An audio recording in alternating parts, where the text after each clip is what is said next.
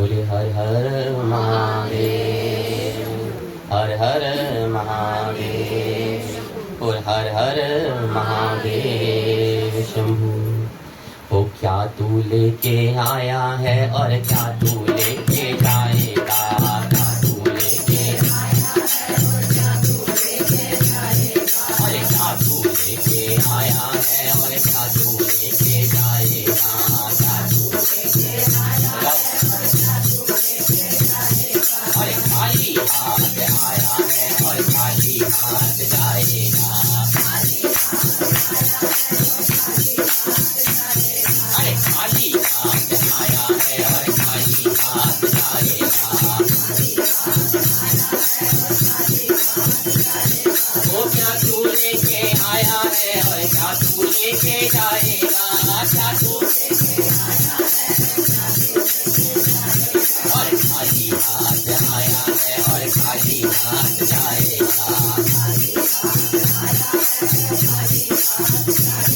वो जब तलक ये सांसें हैं तब तलक ये रिश्ते हैं,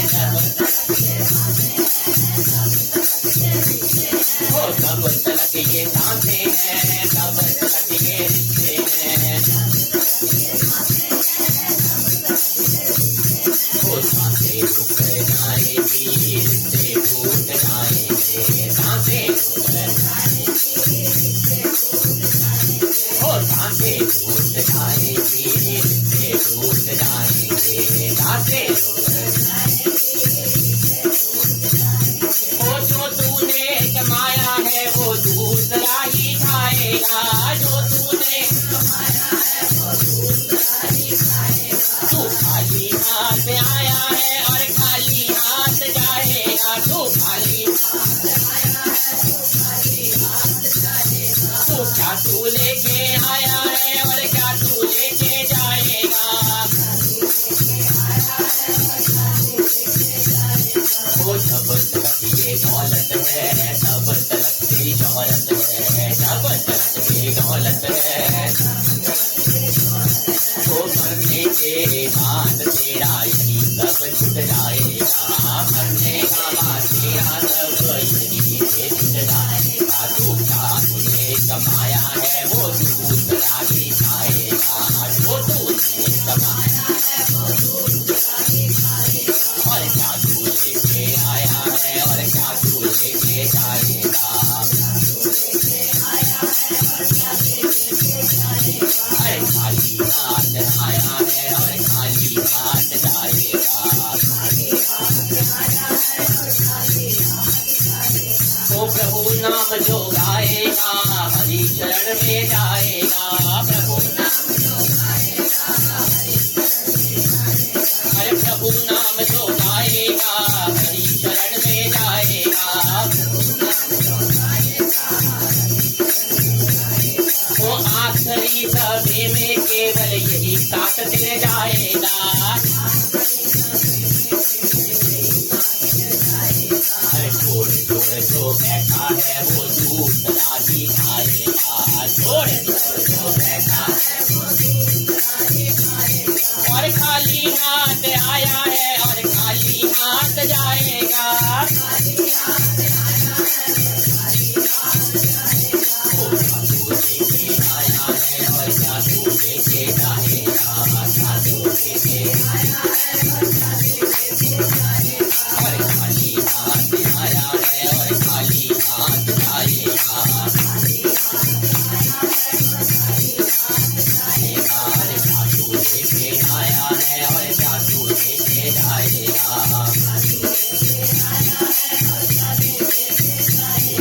खाली हाथ आया है और खाली हाथ जाएगा, अरे बंदमुट्ठी लेके आया था और गोली हाथ जाएगा, बंदमुट्ठी लेके आया था और खाली हाथ जाएगा, और क्या तू लेके अरे क्या तू लेके जाएगा, हर हर महादेव। है तो बिल्कुल सच बात, बंदा जो बच्चे पैदा होता है ना ऐसे पैदा होता है बच्चे, पता है क्यों? क्योंकि अभी किस्मत को साथ लेके आ रहा होता है। तो थोड़ी संसार जब जाता है ना तो मरे अच्छे कितने के हाथ सबके ऐसे हो रहे हैं, कितना कमा ले, थल्ले तो रुपया भी नहीं ला सकता। हाय मेरे सोने के हार, मेरे कंगन, मेरे टॉपर्स, मेरी कीमती साड़ियाँ, बैंक बैलेंस, एफडी सब धरी की धरी रह जाती है। एक ही एफडी जाती है हमारे साथ, हरि नाम भजन। वही बात है, जोड़ जोड़ भर लिए खजाने, फिर भी तृष्णा अड़ी रही, धरे रहे ते रंगले बंगले, खाली बारा करे रहे।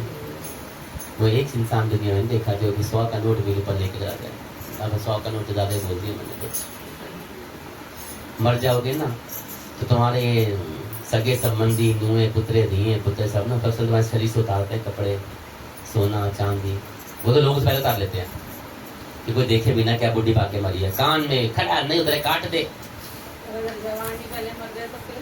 तो वही होता है, तो उसको उतार लेंगे। मैं तो मरने की बात करूँ, जवान मरे बुढ़ा मर जाए तो क्या फर्क पड़ रहा है। तो जवान मरेगा दादा पहने, दादा देखे जाएगा तो दूसरी काम आएगा। सब क्यों उतर जाते हैं। वो सोचो कांच तक के चूड़े उतार देते हैं, और क्या उतारोगे कि इसको भी छोड़ जा, चाहे काम ना है। सोने की तरह सोना शुद्ध हो जाता है, चला छेड़े शुद्ध। मरे हुए इंसान के कपड़े नहीं पहनता कोई, मरे इंसान के कपड़े नहीं पहनता, लेकिन है ना सब कुछ बाकी काम आ जाता है, बस कपड़ों में घुस जाता है बेचारा को। लेकिन सोना चांदी हीरे मोती सब धोते भी नहीं है, चल उठाया काम करता है। बोलिए हर हर महादेव। ये दुनिया की बहुत बड़ी सच्चाई है, हर व्यक्ति जानता है। जाति एक ही चीज है, हरि नाम सिमरन। करोड़पति मर गया, लेके कुछ नहीं किया। रावण ने सोने की लंका बना डाली, साथ एक सिक्का भी ना गया बेचारे को, वंश के वंश निकाल दे दिए उसने। राम जी ने पूरी अयोध्या करी। जब वैकुंठ जाते ना तो एक सब कुछ त्याग के, सफेद चोला पहन के सरयू में ससुरे वैकुंठ पधार गए थे। सब ही के ही तरह जानते सारे, लेकिन फिर भी हाय मेरा, हाय मेरा, हाय मेरा। जोड़ लो जहां से जैसा, नोच लूं, खसोट लूं, जेब भर लूं, मेरे पास आना चाहिए, बाकी सब भाड़ में जाओ। और शनि महाराज जो आ रहे हैं ना कथा में, वही करते हैं। तो यही जो कर रहे होते हैं ना, इसी कथा को देख के ना, ये तुम्हारे कर्मों की लेके झोंके को देख कर फिर तुम्हारी बिजली मोड़ते जब आते हैं। तो ऐसे ऐसे ऐसे ऐसे, ये बेटा आजा मेरा व्रत है, तभी उनको शनेश्वर ही कहा जाता है। फिर लोग डरते हैं, हाय शनि की 7.5 आ गई, शनि की ढैया आ गई, शनि की दशा आ गई, आज ये हो गया। वो अपने अंदर जो पता होता है ना हमने क्या किया हुआ, वो निकल रहा होता है। वरना देव तो किसी को तंग नहीं करते। अगर आपके कर्म अच्छे हो तो तंग करेंगे। कहते हैं शनि देव किसी ने ब्याज पे पैसा दे के खाता हो ना, उसको नोच नोच के खाया, उसको बड़ा तंग करते हैं। ब्याजियों को बदे चला, शनि के आते ही आपको नाक खा देंगे ब्याजियों।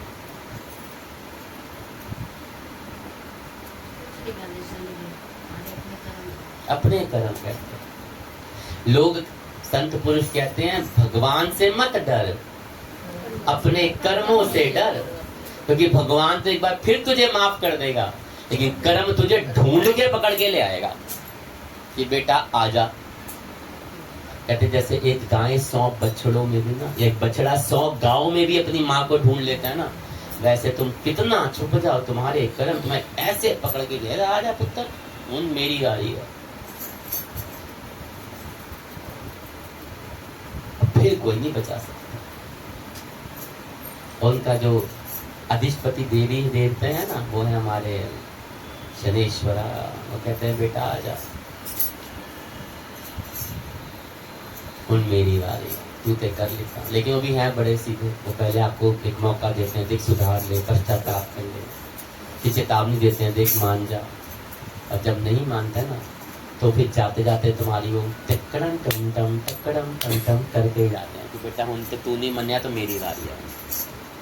जज है ना, मौका तो देते ही देते। बोले शंकर भगवान की जय। 10वें अध्याय की कथा को आगे करते हैं कि जैसे ही भगवान शंकर सनत कुमार जी की जिज्ञासाओं से उनकी प्रसन्नता को अद्भुत होते हैं, तो कहते हैं कि मैंने आपको नरसिंह भगवान की पूजन विधि विधान बताया, शनीश्वर भगवान के पूजी विधि में, अब आप हनुमान जी का सुनिए। कि जो व्यक्ति दत्तचित होकर इस विधि से शनिदेव का पूजन करेगा उसे स्वप्न में भी शनि का भय नहीं रहेगा। हे विप्र, जो श्रावण मास में प्रत्येक शनिवार के दिन भक्ति पूर्वक इस विधि से व्रत को करेंगे, शनीश्वर भगवान द्वारा वो लेश मात्र भी कष्ट नहीं भोगने जाएंगे, जैसे आपको बताया इसमें।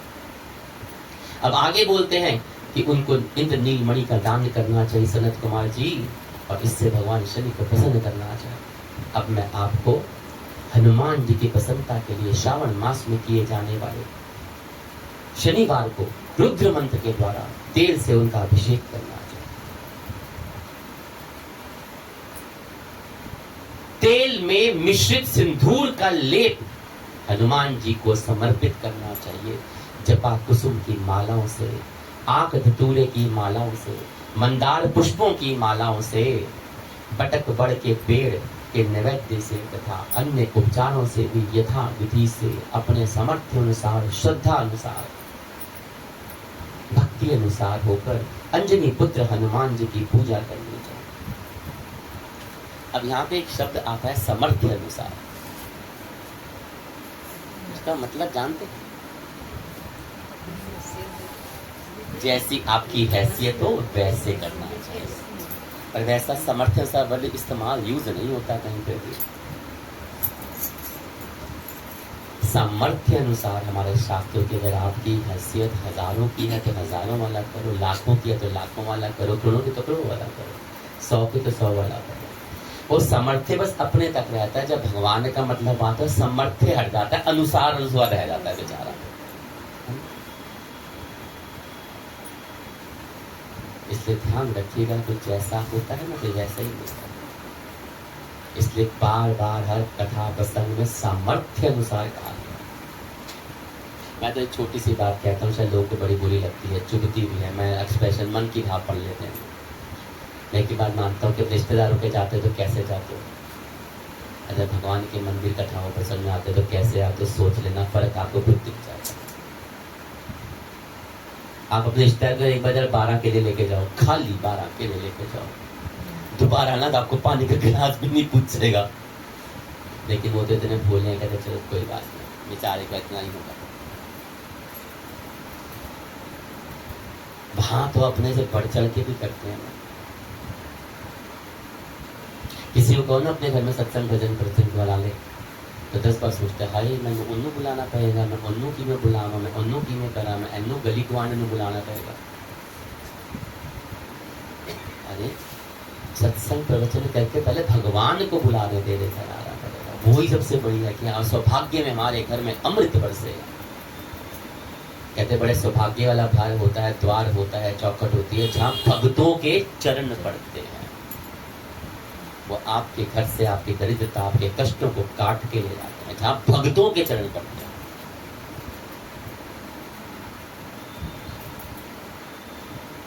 बोले शंकर भगवान की। कहते थे समर्थ अनुसार श्रद्धा भाव से, भक्ति से युक्त होकर अंजनी पुत्र हनुमान की पूजा करनी चाहिए। इसके बाद बुद्धिमान को चाहिए कि हनुमान जी की प्रसन्नता के लिए उनके 12 नामों का जप करें। हनुमान, अंजनी सुत, वायुपुत्र, महाबल, रामेष्ट, फागुन सखा, पिंगाक्ष, अमित विक्रम, रुधिक्रमण, सीता शोक विनाशक, लक्ष्मण प्राणदाता और दश ग्रीव गर्भा। ये हनुमान जी के 12 नाम है। बोल पवन सुत हनुमान की जय। हनुमान जी, जो मनुष्य प्रातः काल उठकर 12 नामों को पढ़ता है उसका कभी भी अमंगल नहीं होता। उससे सभी संपदाएं बड़ी सुलभता से प्राप्त हो जाती हैं।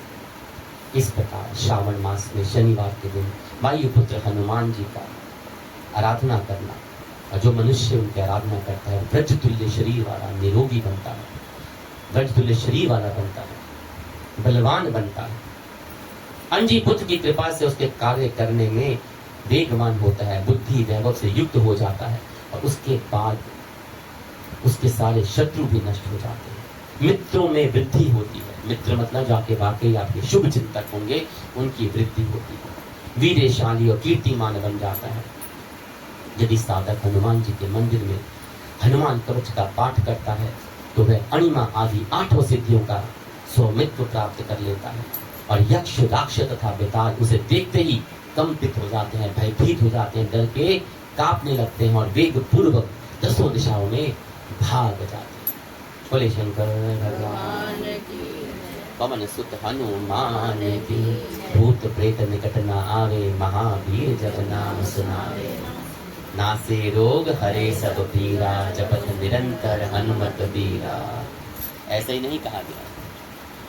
कहते ना, जब मेघनाथ कुंबली माता का यज्ञ कर रहा था तो उसे नष्ट करने के लिए हनुमान जी को भेजा गया था। उसमें 3 थी। पहली थी भूत प्रेतों की वाटिका, दूसरी थी एक भूल भुलैया, और तीसरी जहाँ पे कोई था ही नहीं, वो लड़ाई होनी थी। तो भूल राम जी ने कहा था कि पहले जो पेड़ हो उसको हनुमान जी काट करे, क्योंकि भूत प्रेतों से डरने होना चाहिए। डर है ना, देखा तो है, तभी है ना, भूत प्रेत निकट न आवे, महावीर जब नाम सुनावे। इसलिए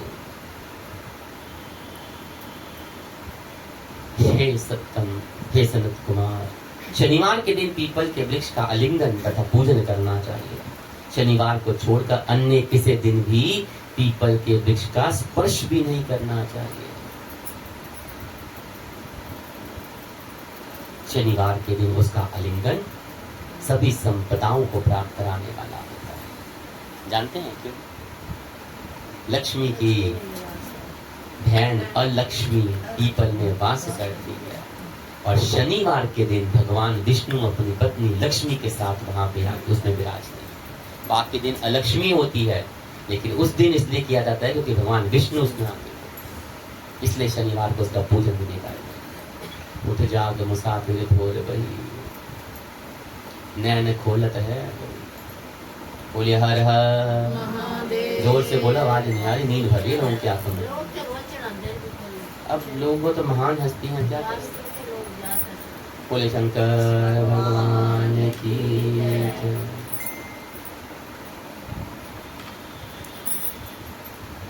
हनुमान जी है ना,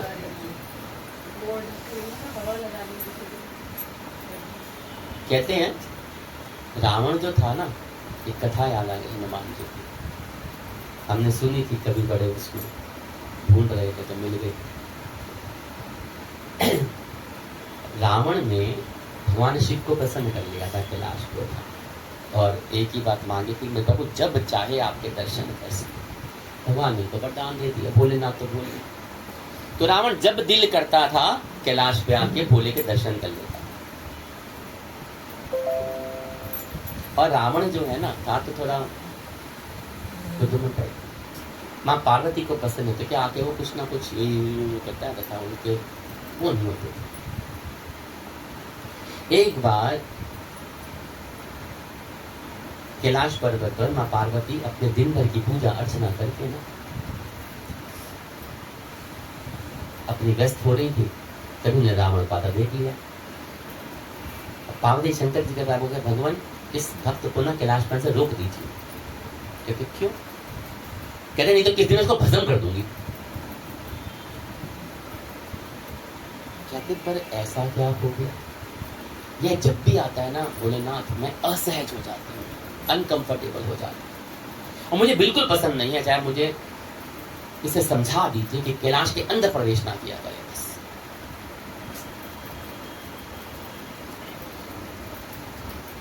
अब शिव जी जानते थे कि पार्वती मैया चाहे तो 2 मिनट भस्म कर दे, लेकिन उनके वरदान की महिमा को, मर्यादा को रखने के लिए वो रावण कुछ नहीं कहती, वो मुझे बोल रहे। वो चुपचाप उठे, पति देव थे, क्या करते, पत्नी क्या क्या क्या। पतियों को तो पत्नी की माननी चाहिए, मानते हैं बेचारे, वो भी पति देव थे। अब पत्नी ने कहा तो मानना ही था भोलेनाथ को। कहते उठे और रावण को के पास जाके देखा कि रावण ने नंदी को परेशान कर रहा था। अब शिव जी ने देखते ही हाँ वो देखा, जैसे ही रावण ने, तो शिव जी आकर मेरे हाथ जोकर प्रणाम किया, दंडवत प्रणाम किए, कहते प्रणाम महादेव, कैसे हैं भोलेनाथ। भोलेनाथ कहते आओ दशानन, कैसे आना होगा? कहते प्रभु आपके दर्शन करने चला आया बस। फिर ना महादेव ने बोला उनको कि देखो रावण, तुम्हारा यहाँ आना माँ पार्वती को पसंद नहीं आता, वो असहज हो जाती है, इसलिए तुम यहाँ मत आया करो। महादेव आप ये क्या कह रहे हैं?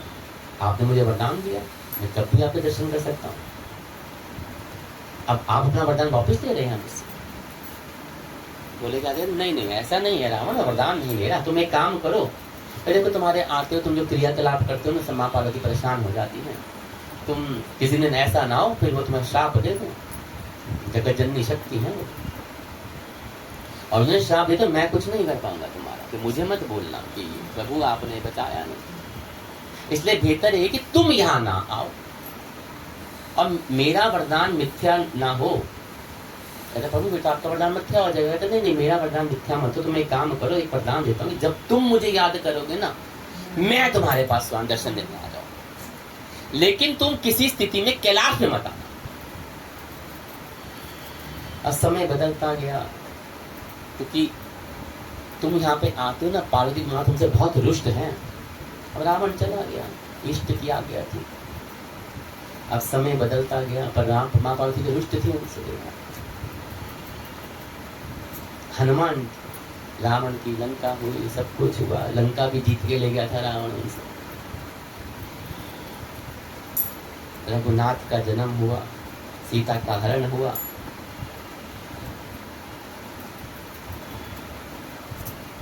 अब सब जानते हैं कि हनुमान जी ने रावण की लंका को भस्म कर दिया जला के, और रावण कुछ नहीं कर सका।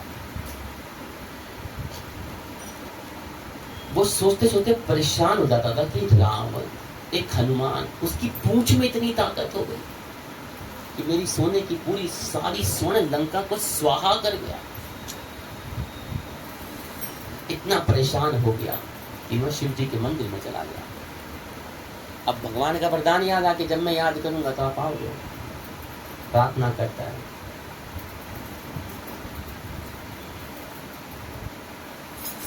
जटाटवी गलल ज्वलल प्रभा गले उलम्ब जो रावण ने तांडव स्तोत्र, शिव तांडव स्तोत्र लिखा, उसको फिर उसने पूरा वो किया।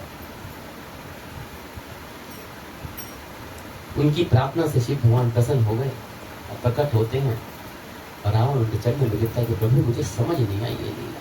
कहते क्या हुआ दशानंद, बताओ तो सही। कहते आप अंतर्यामी महादेव सब कुछ जानते हैं, एक अकेले बंदर ने मेरी लंका में आके मेरे दर्प को, मेरे पूरी नगरी को, मेरे महल को, सबको राख कर दिया। ये बंदर हनुमान आखिर है कौन? और प्रभु बंदर तो बंदर, उसकी पूंछ इतनी शक्तिशाली थी, मैं लंका जला के चली गई, उसकी पूंछ को कुछ भी ना हुआ। शिव जी मुस्कुराते हैं बड़े प्रेम से, कहते हैं सुन के, अगर सुनना चाहता है तो ये जो हनुमान है वो मेरा ही रुद्र अवतार है, कोई और नहीं, मेरे ही रुद्र अवतार हैं। जब विष्णु जी ने निश्चय किया रावण की पृथ्वी पर अवतरेंगे और माता लक्ष्मी भी साथ पधारेंगी, तो मेरी भी इच्छा हुई कि उनकी लीलाओं का थोड़ा साक्षी बन जाऊं, उनके साथ देते। सभी देवी देवता पधार रहे। और जब मैंने अपना निश्चय पार्वती को बताया तो वो हट करने लग गए कि मैं भी साथ में रहूंगी तुम्हारे। कहते कैसे रहोगी? कहते मैं तो बंदर, आप अब समझना है कि कैसे माँ पार्वती को भी ले जाए। कहते सभी देवताओं ने एक बार किया कि प्रभु आप तो बंदर बन जाइए और माँ पार्वती को अपनी पूंछ बना लीजिए। बोलिए हर हर।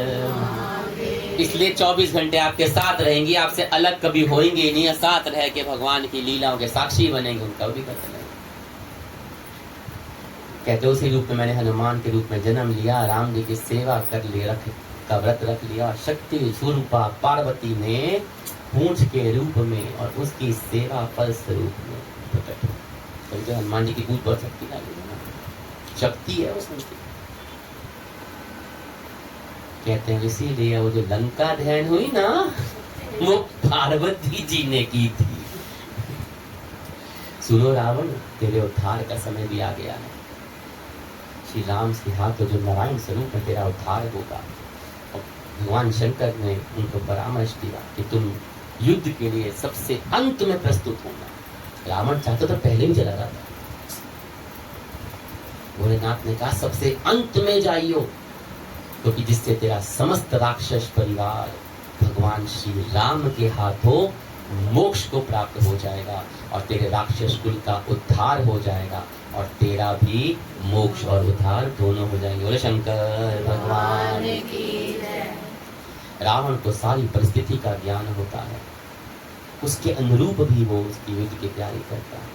पूरे परिवार को राम जी के समक्ष युद्ध के लिए पहले भेजता है और जब सब खत्म हो जाते हैं तो अंत में खुद जाता है। रावण की लंका जलने के बाद ही विभीषण को देश निकाला दिया गया था, क्योंकि अगर विभीषण ना होता तो ना इंद्रजीत मरता, ना रावण मरता, ना कुंभकर्ण मरता, ना कोई मरता। क्योंकि बताया तो कि पता है यही हरि भक्त है और यही हरि भक्त हरि के चरणों में जाएगा और कहीं नहीं जाएगा। भाई मदद तो करनी थी भगवान नारायण। बोले शंकर भगवान की जय। बोले हर हर महादेव शंभु। कथा को आगे बढ़ाते हुए भगवान शंकर सनत कुमार जी से कहते हैं कि शनिवार के दिन पीपल के वृक्ष का आलिंगन करें, पूजन करें, दीप जलाएं। शनिवार को छोड़कर किसी अन्य दिन में पीपल के वृक्ष के स्पर्श नहीं करना चाहिए, जल नहीं चढ़ाना चाहिए, पूजन नहीं करना चाहिए, लक्ष्मी का वास होता है। सब शनिवार के दिन आलिंगन करने सभी संपदा को प्राप्त कराने वाला होता है, दरिद्रता को दूर मिटाने वाला होता है, सौभाग्य को जगाने वाला होता है। और प्रत्येक मास में 7 वारों में पीपल का पूजन फलदायक माना जाता है। किंतु श्रावण के जो खासकर श्रावण मास में पीपल का पूजन अधिक फलप्रद होता है। इसी प्रकार सनत कुमार और भगवान भोलेनाथ के संवाद था। इसमें 7 वारों के व्रत, अनुष्ठान, विधि, पूजन, उद्यापन, फल, लाभ सबका वर्णन भोलेनाथ ने बड़े प्रेम से किया। क्योंकि श्रोता जब उत्तम होता है तो वक्ता अपने आप सब कुछ देता जाता है। अब श्रोता बैठा नींद की झपकियां ले रहा हो तो कहां से आएगा समझ। जैसा श्रोता वैसा वक्ता। वक्ते से श्रोता नहीं होते, श्रोता से वक्ता होता है। इसी के साथ कहते हैं ना, शनेश्वर भगवान, नरसिंह भगवान और हनुमान जी, इन सब का पूजन विधि उन्होंने सबको वर्णन किया। शनेश्वर नरसिंह पूजन, हनुमान पूजन आदि के कृत्य के साथ भगवान ने 10वें अध्याय को परिपूर्ण करते हुए सनत कुमार जी से बड़ा मुस्कुरा के उनकी तरफ देखा और बोले हर हर महादेव शंभु। वो ऐसी समाधि लगाई रे भोला अखियां ना खोले। वो ऐसी समाधि लगाई रे भोला अखियां ना खोले। समाधि लगाई रे भोला अखियां ना खोले। वो अखियां ना खोले, भोला अखियां ना खोले। ऐसी समाधि लगाई रे भोला अखियां ना खोले। ऐसी समाधि लगाई रे ओ ब्रह्मा जगाए, विष्णु जगाए, ब्रह्मा जगाए। आए हो नारद ने बीड़ा बजाई रे भोला अखियां ना खोले। नारद ने बीड़ा बजाई रे भोला अखियां ना खोले। वो ऐसी समाधि लगाई रे भोला अखियां ना खोले। ऐसी समाधि लगाई रे भोला अखियां ना खोले। ओ राम जगावे, लक्ष्मण जगावे, राम जगावे, हनुमान ने चुटकी बजाई रे भोला अखियां ना खोले। हनुमान ने चुटकी बजाई रे भोला अखियां ना खोले। ऐसी समाधि लगाई रे भोला अखियां ना खोले। ऐसी समाधि लगाई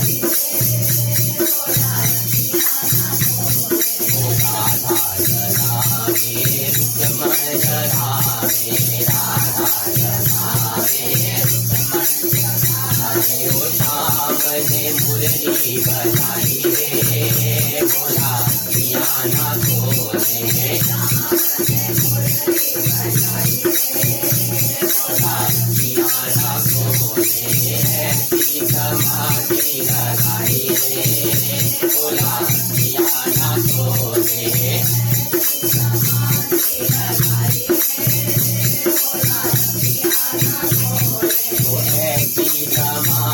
लगाई रे, बोला पिया ना खोले,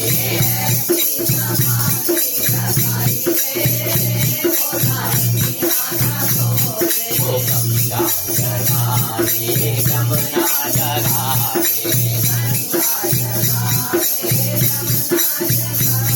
ओ गंगा जगावे, यमुना जगावे, ओ सरयू ने धारा बहाई रे, बोला पिया ना खोले, सरयू ने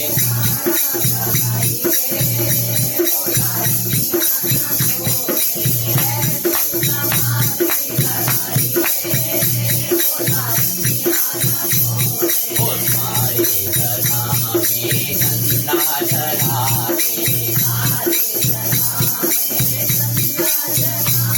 ओ सूरज ने तपन लगाई रे, बोला पिया ना खोले,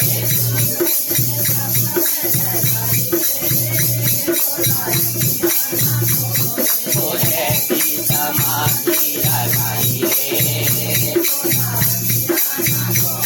ओ भगत जगावे, संत जगावे, ओ ऋषियों ने ध्यान लगाई रे, बोला पिया ना खोले, ऋषियों ने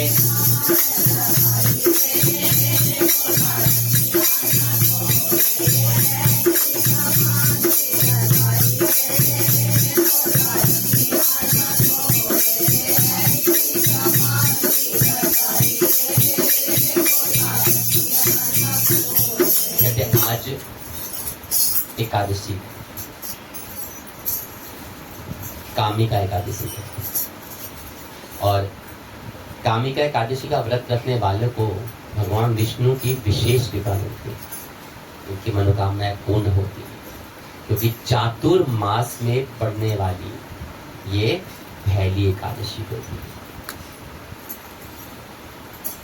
वैसे तो आज के दिन सबको व्रत रखना चाहिए, उपवास रखना चाहिए, भगवान को उठ के सूर्योदय करे, स्नान ध्यान करें, सब साफ कपड़े में मंदिर में साफ करके विष्णु भगवान का ध्यान करें, व्रत करें, माँ लक्ष्मी की विष्णु भगवान की पूजा अर्चना करें, दीपक जलाएं, फल फूल नैवेद्य अर्पण करें, दीप जलाएं, उनकी आरती करें, विष्णु सहस्त्र नाम का जाप करें।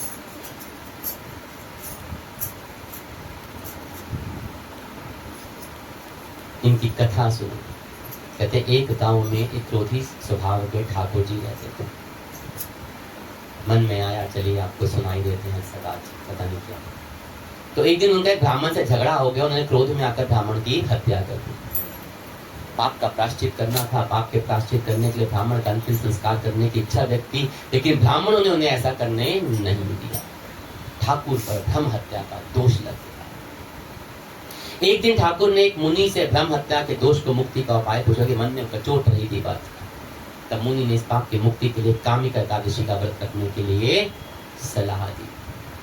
उन्होंने बताया कि विधि पूर्वक इस व्रत को करने से व्यक्ति सभी पापों से मुक्त हो जाता है, दोष रहित हो जाता है। ठाकुर जी ने, जो ठाकुर था, उसने मुनि के बताए अनुसार कामिका एकादशी का व्रत रखा और भगवान विष्णु की विधि विधान से पूजा करी, अर्चना करी, आराधना करी। भगवान श्री हरि ने स्वप्न में ठाकुर को दर्शन दिए और उसे ब्रह्म हत्या के दोष से मुक्ति प्रदान करी।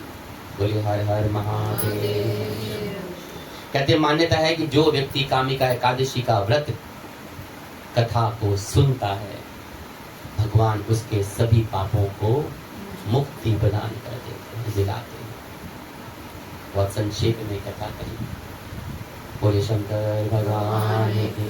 हर छोटा सा हनुमान चलावे गाड़ी सत्संग की, हर छोटा सा हनुमान चलावे गाड़ी सत्संग की, हर छोटा सा हनुमान चलावे चलावे वो गाड़ी में गणपति बैठे इस गाड़ी में गणपति वो रिद्धि सिद्धि साथ लिए गाड़ी सत्संगी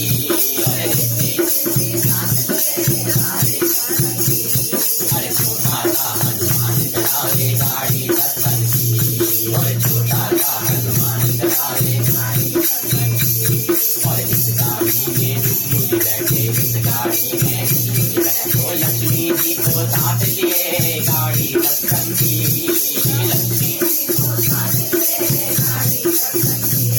और छोटा सा हनुमान चलावे गाड़ी सत्संगी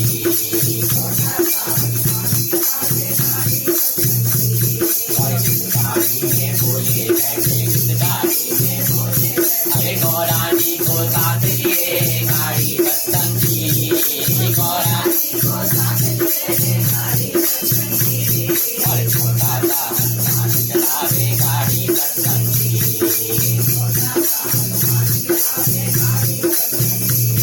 और इस गाड़ी में राम जी बैठे इस गाड़ी में अरे सीता जी को साथ लिए गाड़ी सत्संगी सीता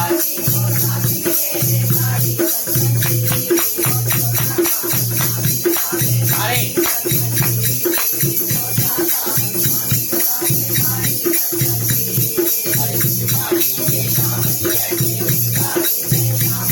वो राधा रुक्मण साथ लिए गाड़ी सत्संगी राधा